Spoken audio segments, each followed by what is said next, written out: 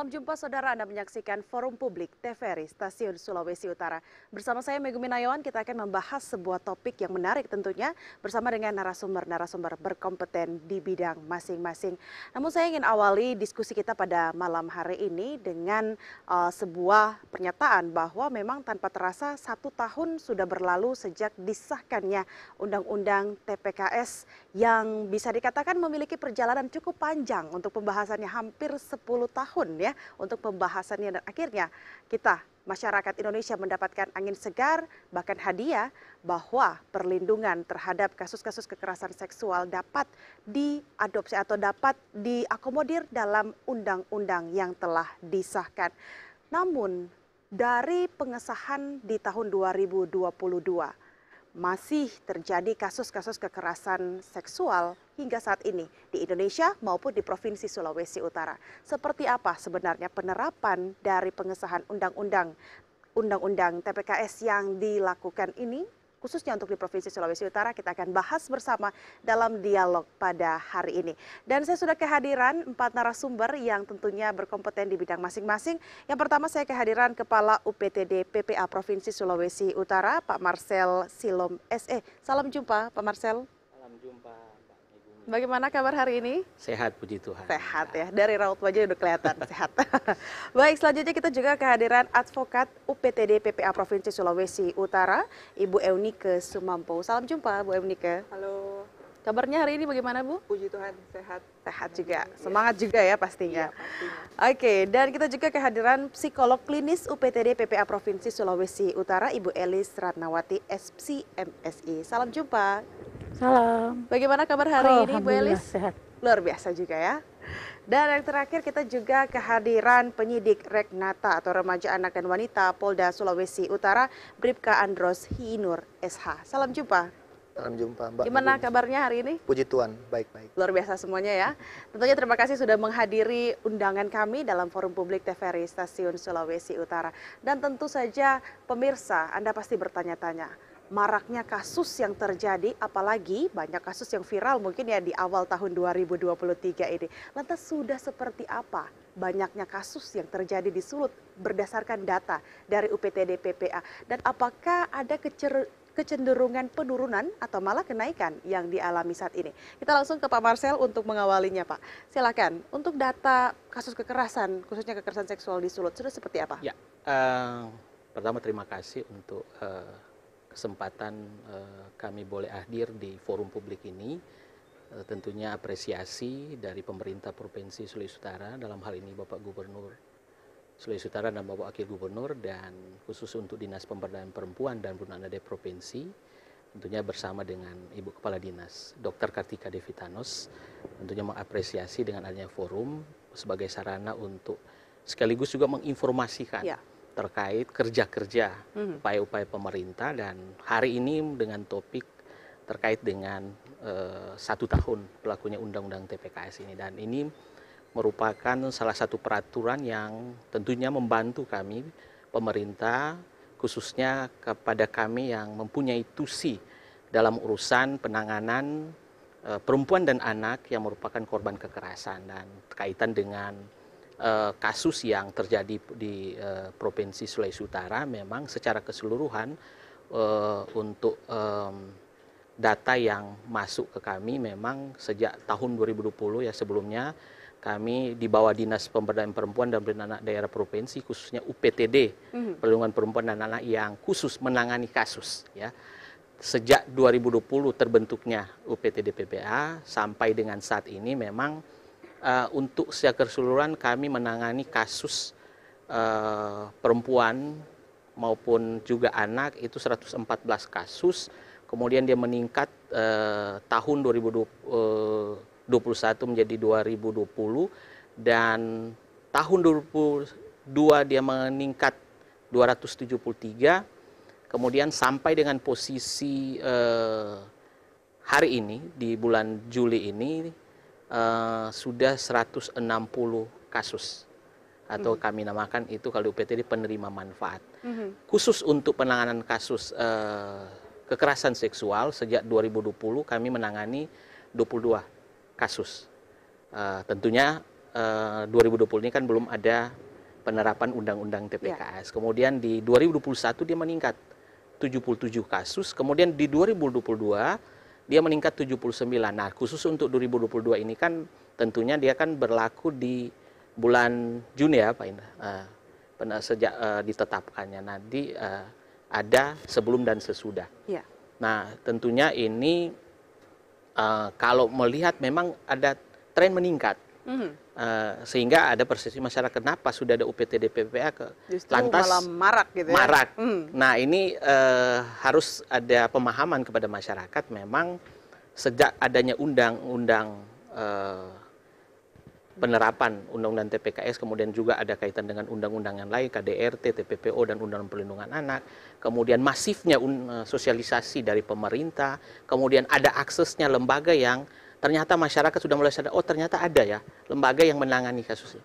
Sehingga kesadaran, kemudian diikuti dengan keberanian masyarakat melapor, sehingga tingkat laporannya itu meningkat. Ya. Nah, seakan-akan kalau kita lihat, oh kenapa ini semakin meningkat, tapi fenomena gunung es ibarat untuk kasus ini kan yang sebetulnya yang belum terlapor itu banyak, tetapi yang terlapor, yang terangkat itu masih sedikit. Nah, seperti itu.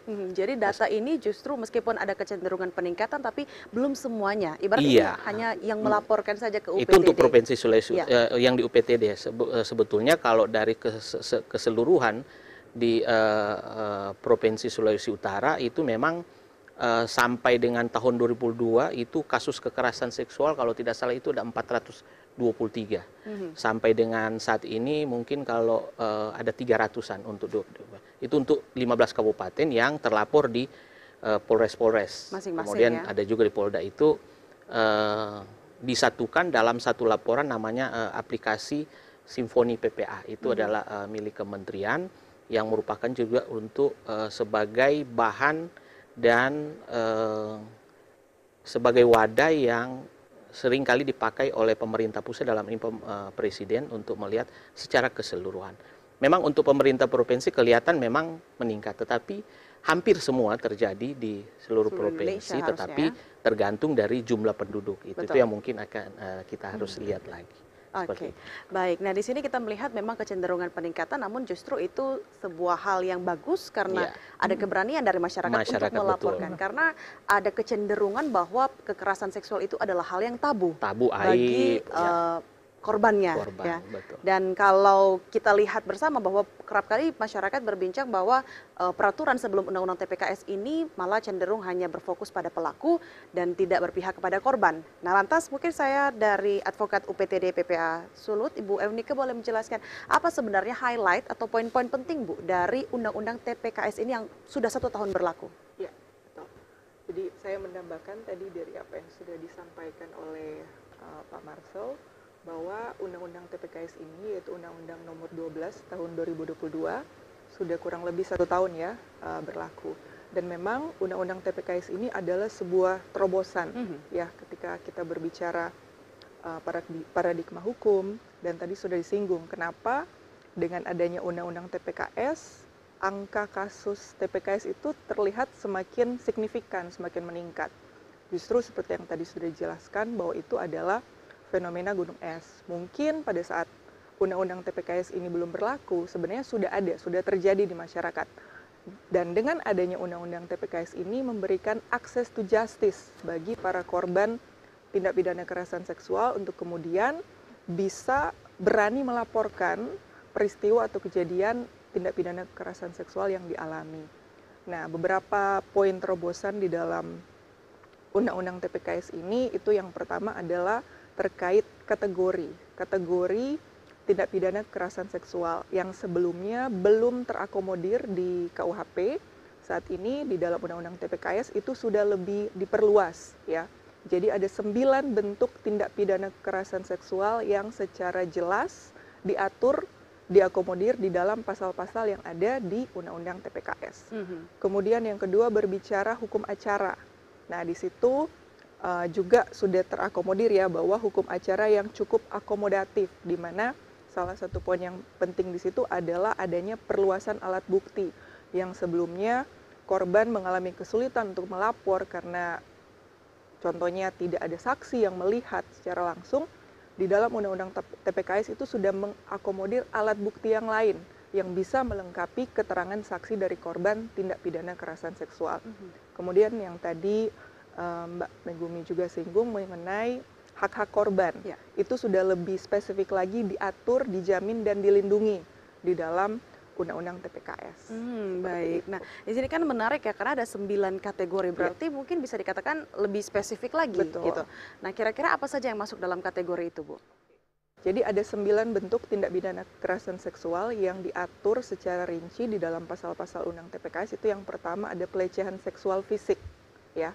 Kemudian yang kedua pelecehan seksual non fisik, ya. Kemudian yang ketiga ada pemaksaan kontrasepsi, pemaksaan sterilisasi, pemaksaan perkawinan, penyiksaan seksual, eksploitasi seksual, perbudakan seksual, dan ini salah satu juga bentuk yang lagi marak ini kekerasan seksual berbasis elektronik. Bagaimana itu, Bu? Mungkin sedikit bisa dijelaskan. Ya, kekerasan seksual berbasis elektronik ini lebih kepada bahwa setiap orang yang mengambil gambar, tangkapan layar atau video tanpa seizin atau tanpa persetujuan dari korban yang itu berisi muatan seksual, itu bisa dipidana lewat Undang-Undang TPKS seperti ini. Jadi sudah semakin luas ya untuk Sudah kategori semakin ini. luas, betul, Mbak Megumi. Bahkan Ya. mungkin verbal, catcalling dan sebagainya itu Ya, sudah itu masuk ke pelecehan non-fisik seksual berarti ya? non-fisik, Oke. betul. Ya, baik. Nah, kita tahan Bu Eunike, saya mau ke Ibu Elis nih, secara psikologis.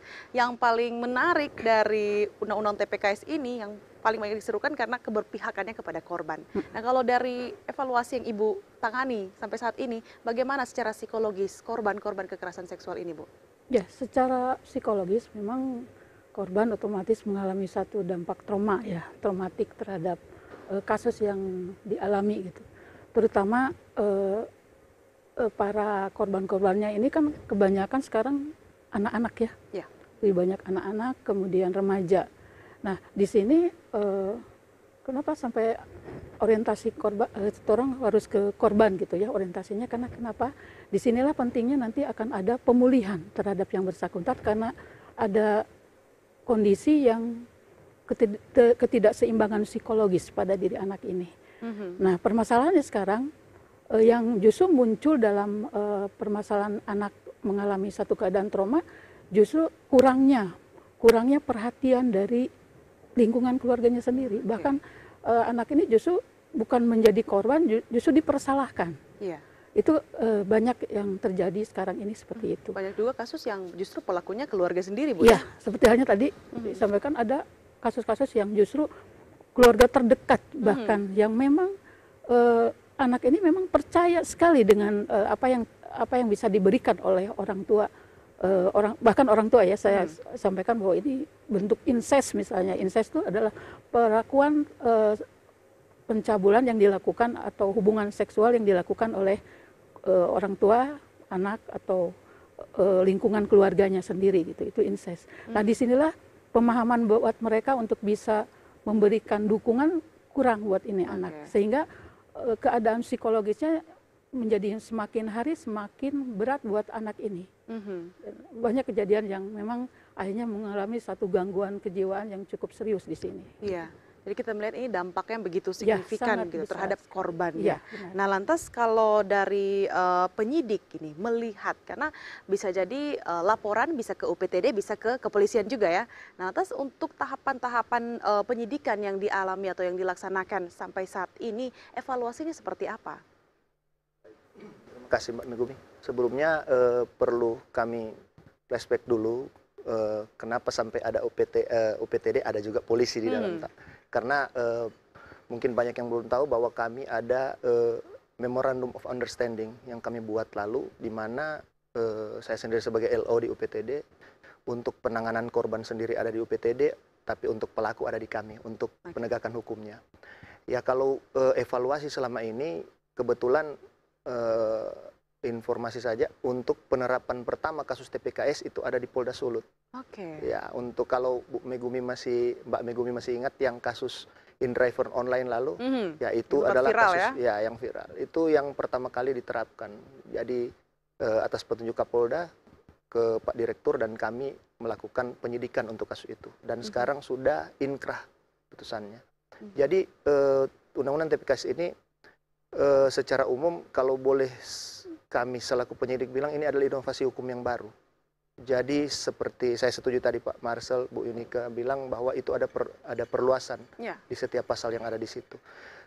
Termasuk mungkin salah satunya adalah alat bukti yang tidak lagi dua. Satu saja keterangan pelapor atau korban tambah satu alat bukti, kita sudah bisa naik ke proses penyidikan. Jadi cenderung memudahkan penyidik. Ya, jadi untuk masyarakat atau korban itu mendapat akses untuk keadilan itu jadi lebih mudah. Betul. Jadi tinggal hanya mungkin edukasi saja ke masyarakat yang lebih dipertebal untuk supaya mereka mau speak up ketika ada kejadian seperti itu. Jadi kalau dari segi kami penyidik ya, undang-undang ini ketika diberlakukan sangat-sangat membantu. Ketika dulu ada tindak pidana yang misalnya belum tercover oleh KUHP maupun undang-undang leg spesialis yang lain, di TPKS itu sudah mengcover. Seperti itu. Oke. Nah, lantas kalau untuk penerapannya sendiri, ini kan bagi para korban mungkin salah satunya ini yang paling menonjol juga untuk alat bukti. Nah, kalau terkait dengan kesaksian dari korban itu sendiri dan tidak ada bukti lainnya, dalam hal ini bisa jadi kasus kekerasan seksual hanya melibatkan 2 orang itu saja, pelaku dan korban. Nah, bagaimana untuk penyidikan lebih lanjut? Itu Bu, ada satu keterangan pelapor ditambah satu alat bukti lain. Jadi kenapa sampai tiap korban kami rujuk ke UPTD? Karena di sana ada psikolog yang menilai kejujuran korban itu, terus keadaan psikologisnya seperti apa. Terus kami juga mengupayakan untuk menambah alat bukti lain. Jadi kalaupun selama ini kalau dibilang, karena cuma satu alat bukti, kalau selama ini juga dari pengalaman kami tetap mencari alat bukti lain. Dan ya puji Tuhan selama ini tidak ada yang kasusnya dihentikan. Sampai saat ini kasus yang aktif khusus di Polda Sulut sendiri di kami, di direktorat itu yang sudah naik ke tingkat penyidikan dan sudah di kejaksaan itu ada 5-6 kasus. Yang untuk 2023 ini. Oke, jadi ini masih terus berproses ya untuk kasus-kasus yang lain. Iya. Tentu dengan pendampingan hukum juga yang diberikan. Oke, nah lantas saya ke Pak Marcel lagi nih, terkait dengan kita kan bicara soal kasus ya di sini, bahwa memang banyak yang terjadi. Nah lantas bagaimana kemudian mengakomodir aduan-aduan dari masyarakat ini agar nantinya bisa terus berjalan dan terus berproses, Pak? Ya, yang pasti sebagaimana fungsi dan peran kami melalui Dinas Pemberdayaan Perempuan dan Perlindungan Anak Daerah, khususnya untuk UPTD PPA, kami menyiapkan layanan. Ada 6 fungsi layanan pengaduan, penjangkauan korban, kemudian penampungan sementara, ada mediasi, kemudian sampai kepada pendampingan korban. Nah, khusus untuk layanan pengaduan itu untuk bagi masyarakat, kami menyiapkan sarana, baik secara langsung maupun tidak langsung. Kalau langsung itu kan datang langsung ke UPTD PPA. Nah, meskipun memang UPTD PPA tidak hanya di provinsi, ada di kabupaten, kota, walaupun belum semua 15 kabupaten. Namun sampai dengan saat ini tercatat sudah mau 8 kabupaten kota yang sudah memiliki UPTD PPA. Karena berkaitan dengan penanganan kasus itu tentunya kita punya ada kewenangan. Ya, ada kewenangan kabupaten kota dan kewenangan provinsi. Karena kalau semua itu tertumpuk ke UPTD provinsi itu tentunya akan menjadi satu masalah. Nah, sementara ada kewajiban pemerintah daerah untuk menangani masyarakat. Karena yang punya masyarakat itu kan pemerintah kabupaten kota. Nah, provinsi hanya lebih mendorong dan bagaimana membina pembinaan, tetapi juga di satu sisi bagaimana kasus-kasus ini sebagai representasi negara hadir untuk masyarakat yang menyiapkan layanan kepada masyarakat, khususnya kepada perempuan dan anak yang mengalami korban kekerasan. Nah, kemudian kami juga menyediakan sarana untuk pelaporan secara online, secara tidak langsung. Kami punya call center Sapa 129, itu sebetulnya melalui kementerian, tetapi di provinsi itu sudah namanya ada 2 agen petugas, ada operator Sapa 129, juga ada penanganan kasus, dan itu juga bersama dengan tim yang ada di UPTD PPA. Jadi seperti itu. Jadi memang sarana bisa secara langsung maupun Maupun tidak secara daring ya, karena Daring, mungkin online. ada yang juga masih ragu, Iya. malu dan mungkin terkendala jarak Iya, seperti betul. itu ya dari pelayanan yang diberikan Tapi ini. kebanyakan sekarang ini masyarakat sudah mulai sadar ya. Mereka sudah kebanyakan ini yang datang langsung. Oke. Iya, tetapi di satu sisi kami harus menyiapkan yang secara online karena harus melihat masyarakat yang mungkin masih malu atau masih bingung bagaimana. Dan perlu diingat bahwa penanganan kasus di UPTDP itu dilakukan secara gratis, baik pendampingan hukum maupun pendampingan psikolog. Oke, jadi jangan sampai masyarakat mungkin Iya, keliru ya. Keliru, di sini. bingung, wah kami tidak punya uang, Memikirkan bagaimana biaya mau juga dan sebagainya. advokat, padahal itu negara menyediakan itu secara Jadi gratis. ini fasilitas bagi masyarakat Fasilitas tentunya. masyarakat. Nah, lantas kalau dari bantuan hukum yang diberikan seperti apa Bu Ewnike untuk lebih spesifiknya? Salah satu layanan yang diberikan di UPTD adalah layanan bantuan hukum. Jadi secara spesifik kami sebagai advokat itu memberikan konsultasi hukum secara gratis, tadi sudah disebutkan, dan juga ketika korban nanti memutuskan untuk membuat laporan polisi, itu kami melakukan pendampingan. Jadi dalam setiap tahapan yang ada di dalam proses hukum, itu kami dampingi.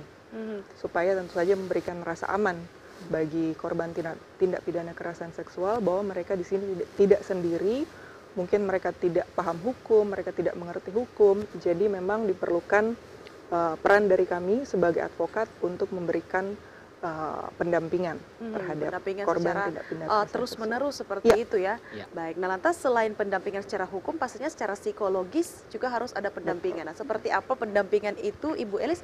Tahan dulu jawabannya, kita akan jawab setelah jeda pariwara berikut ini. Tetaplah bersama kami dalam Forum Publik.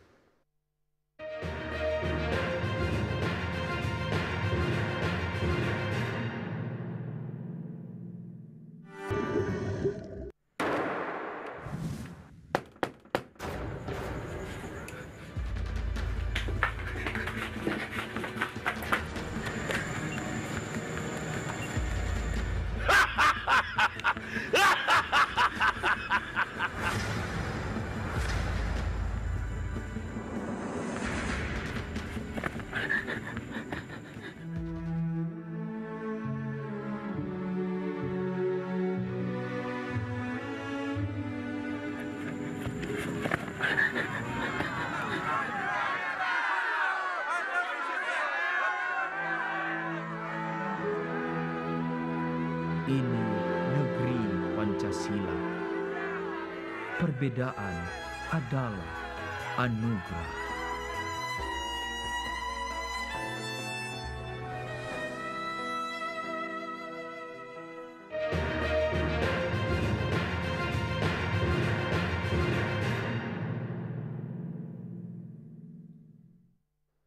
Anda kembali bersama kami dalam Forum Publik TVRI Stasiun Sulawesi Utara. Kami masih membahas terkait 1 tahun berlakunya Undang-Undang TPKS, tentunya bersama narasumber berkompeten di bidangnya. Dan tadi sebelum jeda saya sudah sempat bertanya ke Ibu Elis ya, terkait pendampingan secara psikologis yang diberikan sebenarnya seperti apa, dan apa sebenarnya kemudahan yang didapat dari sisi korban dengan adanya Undang-Undang TPKS ini, Bu? Pelayanan atau penanganan psikologis itu sendiri memang menjadi bagian dari pelayanan yang diberikan oleh UPTD, PPA. Kemudian dalam hal ini tentunya pemberian pelayanan itu tidak hanya sekedar mencari tahu permasalahannya gitu, tapi juga kami juga nantinya berkolaborasi dengan bagian hukum dan kepolisian, biasanya seperti itu. Nah, dalam penanganannya itu sendiri untuk korban kan berbeda-beda nih. Perbedaannya adalah dari sisi siapa korbannya itu. Ya. Latar belakangnya apa sih sebenarnya, dan itu kan sebelumnya sudah diinformasikan oleh pendamping korban di situ. Pendamping korban memberikan informasi seperti yang disampaikan di dalam status, istilahnya status di registrasinya. Nah, dari sanalah kami tidak langsung untuk melakukan pertanyaan langsung gitu, tapi harus lakukan dulu observasi di sini. Mengobservasi keadaan daripada mungkin korban atau bukan korban gitu, di situ bisa jadi sebagai hanya saksi gitu. Ya. Nah, dari sana kita bisa melihat bahwa apakah memang ada indikasi yang bersangkutan itu mengalami satu keadaan gangguan kejiwaan, bisa saja gitu. Bisa saja itu terjadi. Kemudian apakah yang bersangkutan bisa berkomunikasi dengan baik? Apakah yang bersangkutan mampu untuk bisa mengungkapkan perasaannya dengan kejadian yang ada? Nah, untuk itu diperlukan observasi tadi. Yang kedua adalah dilakukan interview, wawancara. Nah, wawancara ini tidak semata-mata hanya kepada korban dan mengarahnya pasti ke korban gitu. Padahal sebenarnya poinnya di sini adalah keluarga. Apalagi kalau anak-anak. Kita anak-anak yang 4 tahun, kita tidak bisa melakukan interview biasa seperti itu. Jadi harus dilakukan satu bentuk persuasif, misalnya contoh dengan menggunakan boneka atau apa dan seterusnya. Kemudian juga ke orang tua. Ya. Dan yang hal lain adalah mencari tahu tentang permasalahannya itu sendiri ya dengan cara dan kaidah kaidah psikologinya itu sendiri untuk bisa menggali itu semua. Nah, kaitannya dengan undang-undang TPKS tentunya ya ini ya pasti itu sangat diperlukan karena salah satu alat bukti ya di situ adalah salah satu bentuk yang diberikan adalah berupa layanan asesmen psikologi. Jadi hasil pemeriksaan psikologi. Nah, dengan pelaporan itu akan mempermudah proses penyidikan nantinya. Oke. Ya, jadi ini ada sinergitas juga ya untuk mempermudah proses penyidikan. Bahkan dalam hal itu juga kami selalu mengkoordinasikannya dengan advokatnya, pengacaranya.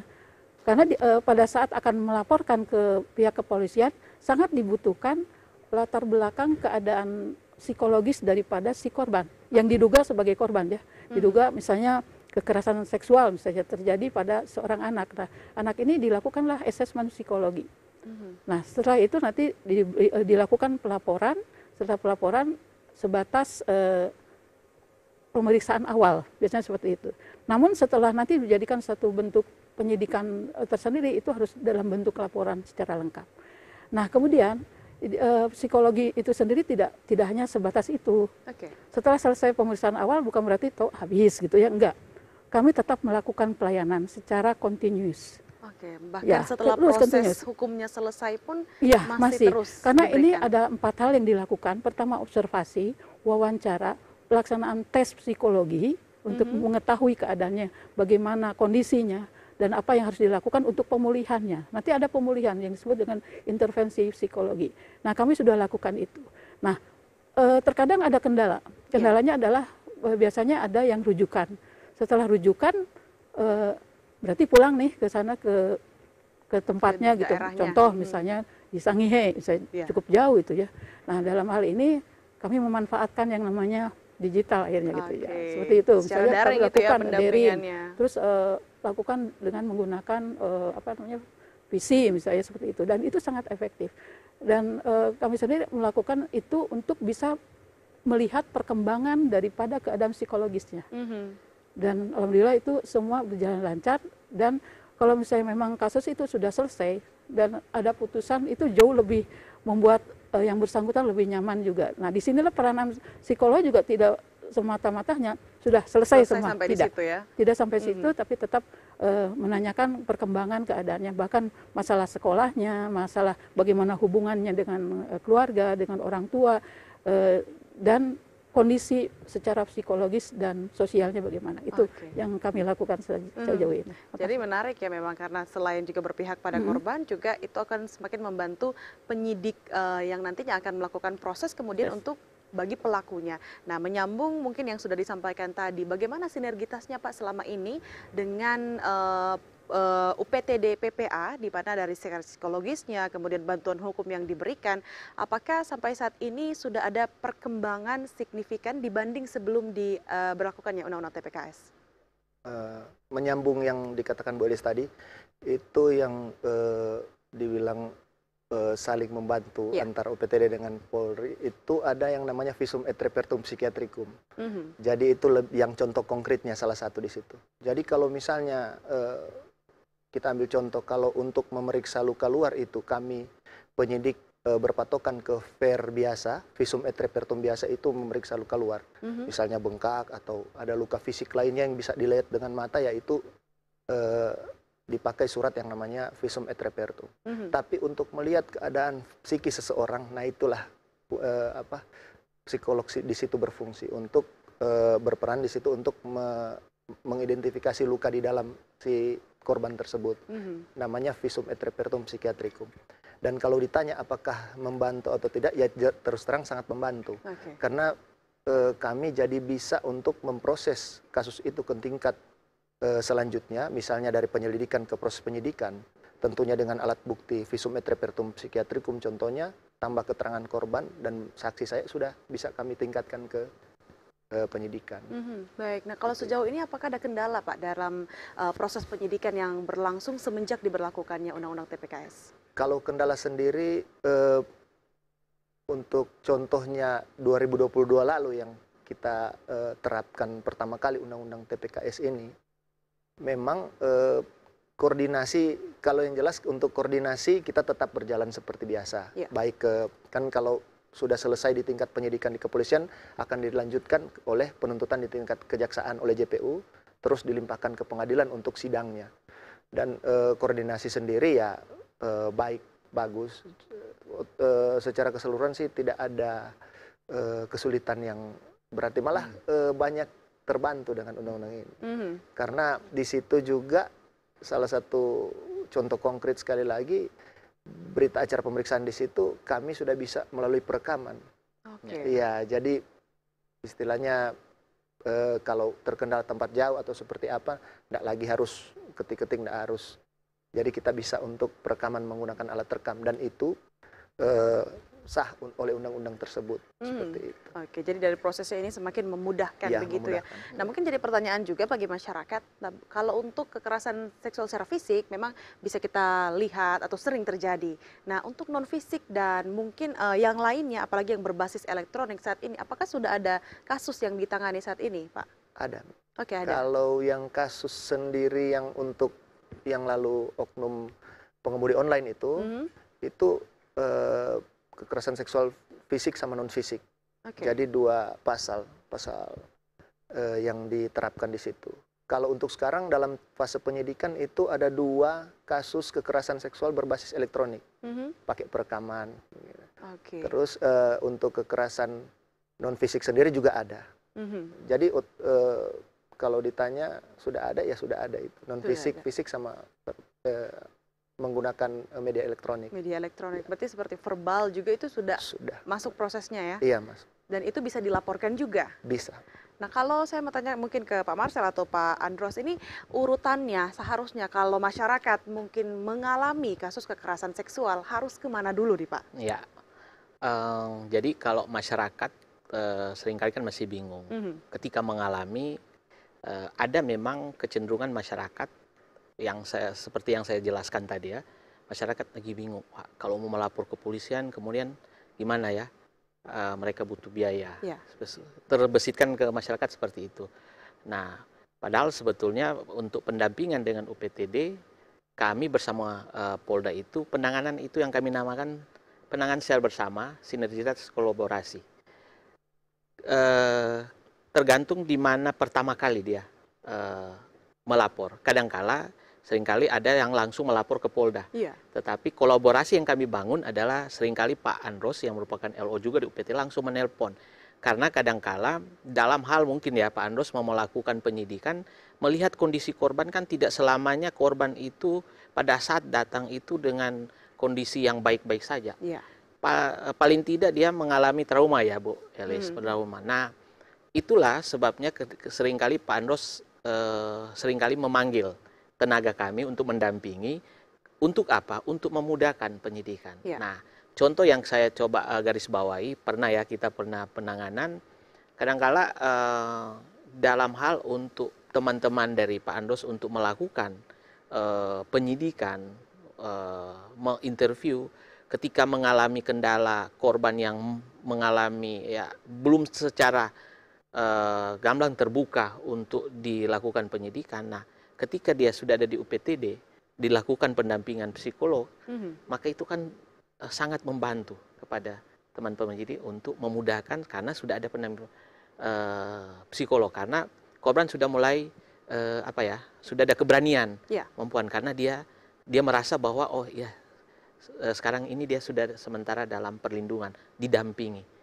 Nah, sehingga ketika juga bersama dengan teman-teman dengan Pak Andros itu sudah memudahkan. Nah, proses selanjutnya itu sudah akan berjalan. Baik. Jadi kalau mau bicara di mana duluan ya tergantung masyarakat pertama dia melapor. Jadi bisa di bisa ke keduanya ya? Polda, bisa ke UPTD PPA. Oke, baik. Nah, lantas kayak ke Ibu Emnika ini terkait dengan pemahaman masyarakat, karena tidak semua punya pemahaman hukum ya, tidak dari latar belakang yang berbeda-beda. Nah, lantas merespons dari Undang-Undang TPKS ini, bagaimana mungkin masyarakat yang melapor responnya seperti apa? Kita tahan dulu Bu Emnika, setelah jeda iklan berikut ini kami akan hadirkan untuk Anda. Tetaplah bersama kami dalam Forum Publik.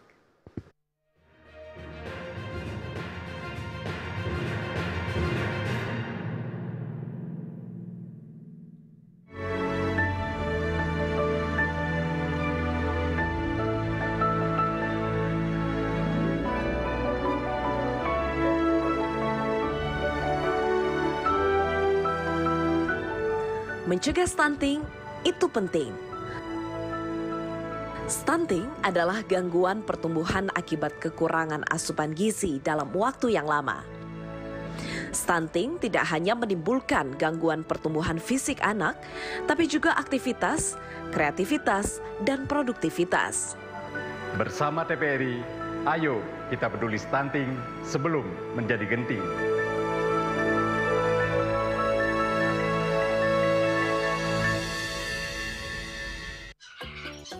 Teman, kenalkan, namaku Cassius.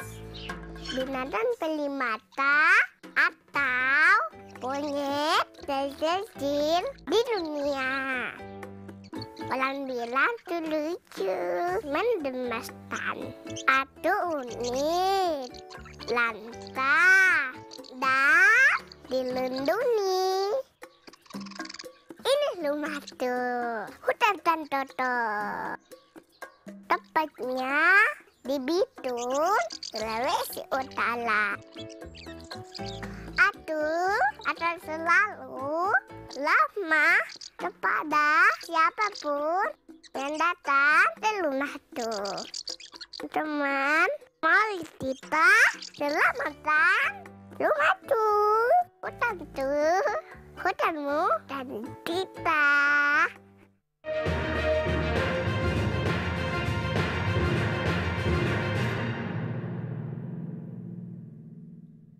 Anda kembali bersama kami dalam Forum Publik TVRI Stasiun Sulawesi Utara.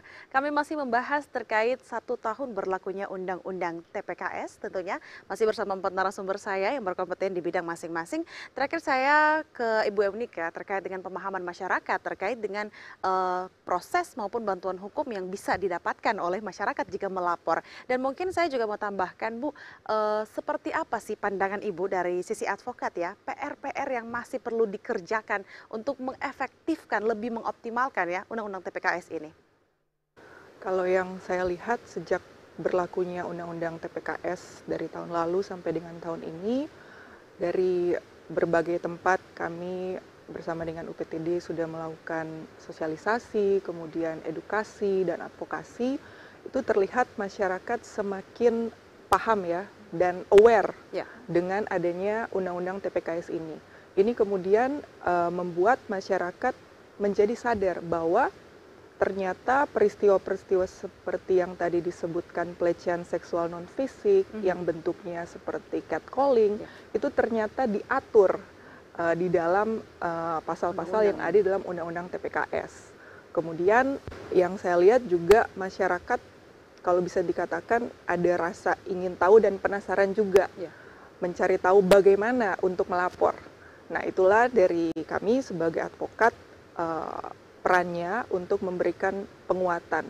Bagaimana ketika masyarakat datang melapor, membuat pengaduan misalnya di UPTD, itu kami melakukan identifikasi kasus. Karena seringkali misalnya korban atau keluarga yang datang melapor, mereka kebingungan. Ini masuk kategori yang mana? Nah, disitulah kami kemudian mengidentifikasi kasusnya, kemudian memberikan pencerahan bagi korban maupun keluarga korban bahwa ini masuk dugaan tindak pidana kekerasan seksual, dan kemudian kami memberikan keyakinan untuk ini bisa kita buat laporan polisi, seperti itu. Jadi lebih kepada bagaimana masyarakat lebih teredukasi lagi ya terkait dengan undang-undang TPKS ini, dan apa sih yang bisa mereka dapatkan gitu ya dengan berani melapor gitu ya. Access to justice-nya. Access to justice. Oke.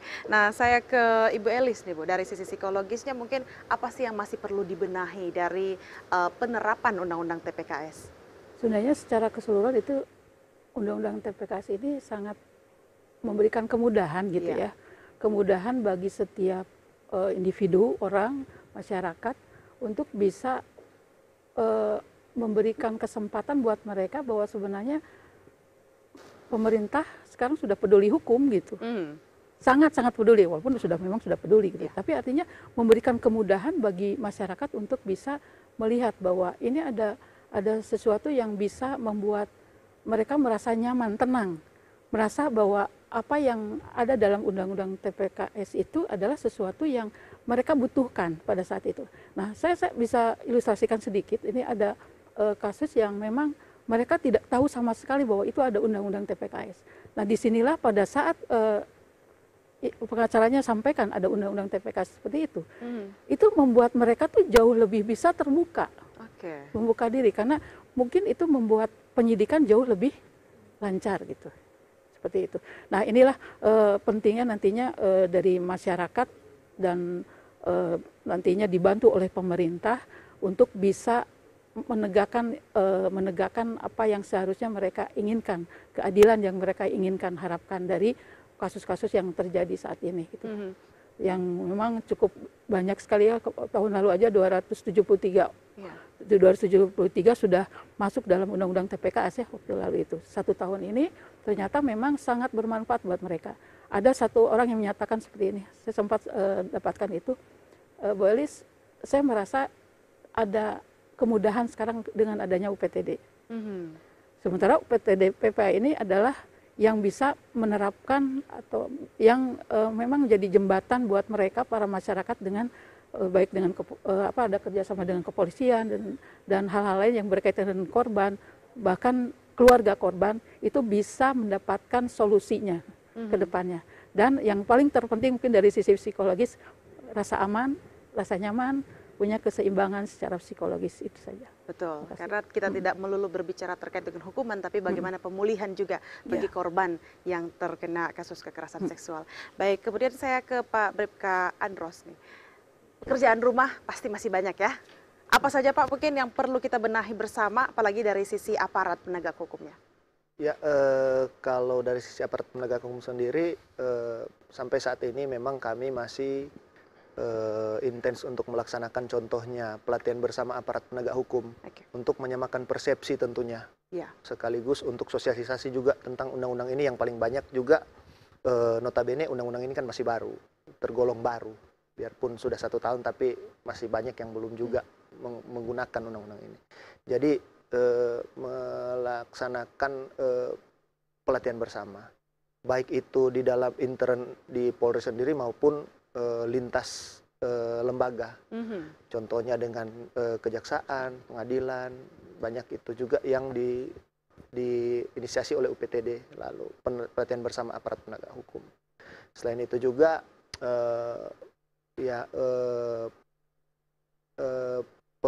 penanganan untuk korban sendiri, khususnya di Polda, kalau di Polda Sulut sendiri, ya itu sudah berperspektif gender. Jadi untuk korban perempuan diperiksa oleh perempuan, contohnya ada poluan yang memeriksa, tidak lagi polki yang memeriksa, karena itu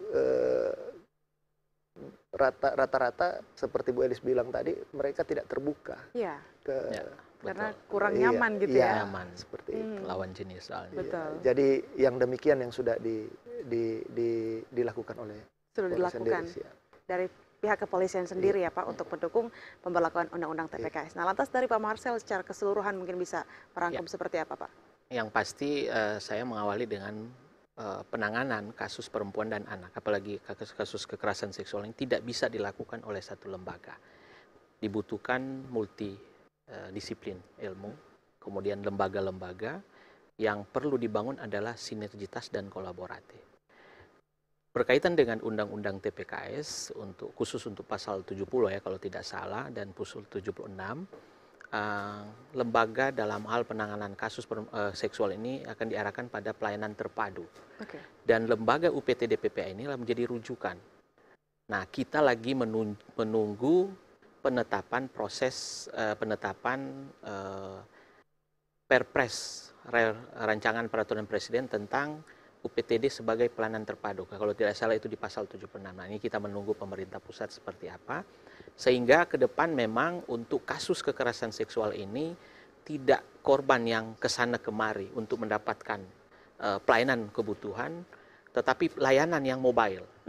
Jadi lebih ke pelayanan terpadu itu ini masih jemput bola konsepnya, gitu Pak ya? Iya, bukan satu apakah dia satu pintu atau satu atap, itu tergantung dari rumusan nanti perpresnya seperti apa itu.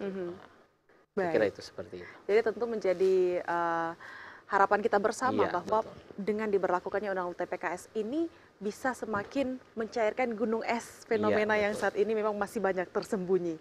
Semoga tentunya bisa juga menjawab apa yang menjadi pertanyaan pemirsa yang menyaksikan ini untuk apa-apa saja hal-hal seputar Undang-Undang TPKS yang sudah berlaku 1 tahun di Indonesia dan khususnya sudah diberlakukan juga di Provinsi Sulawesi Utara. Akhirnya saya ucapkan terima kasih banyak atas kehadiran maupun informasi yang boleh dibagikan di tempat ini Pak Marcel Silom, Ibu Eunike Sumampo, Ibu Elis Ratnawati dan Pak Bribka Andros Hinur. Semoga tentunya pembahasan kita bisa bermanfaat bagi masyarakat yang menyaksikan saat ini. Dan tentunya saya Megumi Nayawan bersama kerabat kerja yang bertugas pamit dari hadapan Anda. Terima kasih atas kebersamaannya dan sampai jumpa.